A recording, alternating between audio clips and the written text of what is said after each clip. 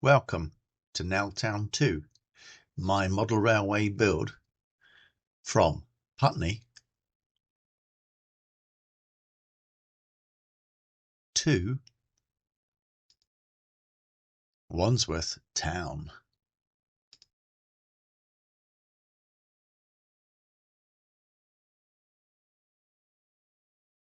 Okay, after the last video I did say that I'd be looking at laying the 4 running loops, so I would have trains running on all 4 lines through Putney and Wandsworth Town. I have had a slight change in plan and that will come out later on in the video. However, I did order 25 yards of track and a couple of points, and whilst waiting for those to be delivered, I decided that I would start adding in all the cabling in the largest point and crossing area that I've got on the layout, which would eventually all lead into control boxes and also concrete troughing, which I've yet to install. So this is what I've done. I used the standard dropper wire in black to create all the wires, a bit of super glue, stuck it all down. Obviously things are going to be ballasted over the top, but hopefully you'll get the idea of what I've tried to achieve.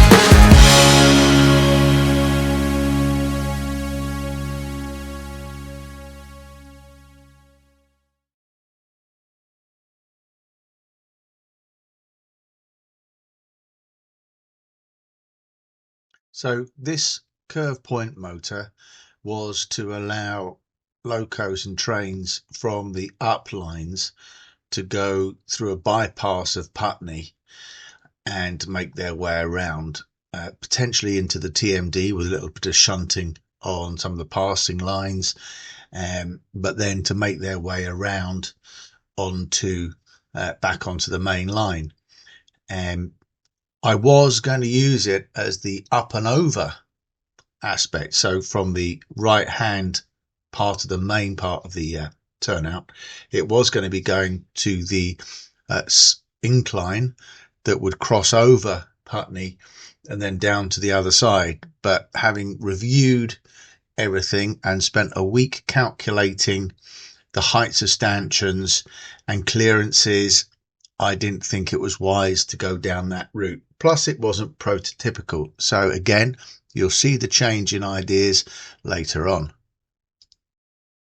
So here is a very, very rough sketch of what I was going to do and what I now plan to do. You'll remember from the curved right hand point, I added an extra bit of width to the central board and then made the bridging unit, and that was where the up section was going to be, and then an overbridge which was really touching the platforms at Putney, which is not prototypical. Then it would loop around at the back of the boards and then come down and rejoin the track with a right hand point. So the change is that I'll be using a left hand point and 3 long crossings to bring the upline joining track in on the inside of the layout. And as you can see, my plan is to hide it with a couple of tunnel mouths, the one on the right not being prototypical, because there isn't such a thing in Putney, but I'm able to hide the rest of it under the scenery for the Upper Richmond Road, which runs sort of parallel with the Putney platform and the line out towards Wandsworth Town. So I think that will look good, and it can just emerge in a non-prototypical way, either where it is now by the H of Hidden or further down on the bridging section. And here is the section now laid, but only with 2 crossings. I've got to buy another one. They are ones that I rescued from the old Nell Town layout. They've been tested and locos run in both directions without an issue. You'll also see I've had to use a surface mounted point motor. I didn't want to, but underneath the baseboards there's a shelf which is part of the fabric of the house, and I just cannot get in to actually fit a point motor underneath the layout. But I'm sure some way I'm going to be able to hide that away, but I've got to think about that.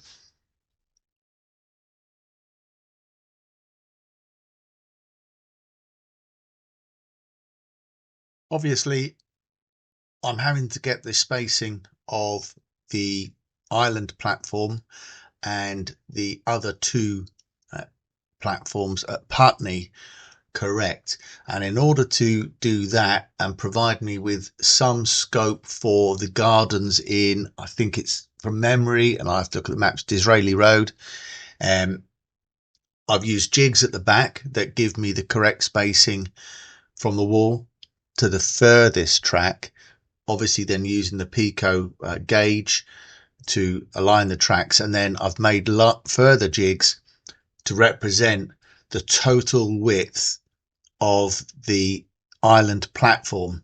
Now,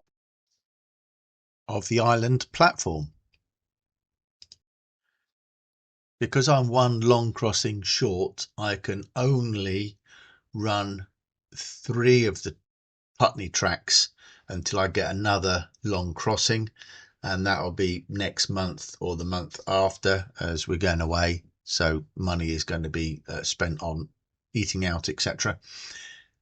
But I can get 3 tracks.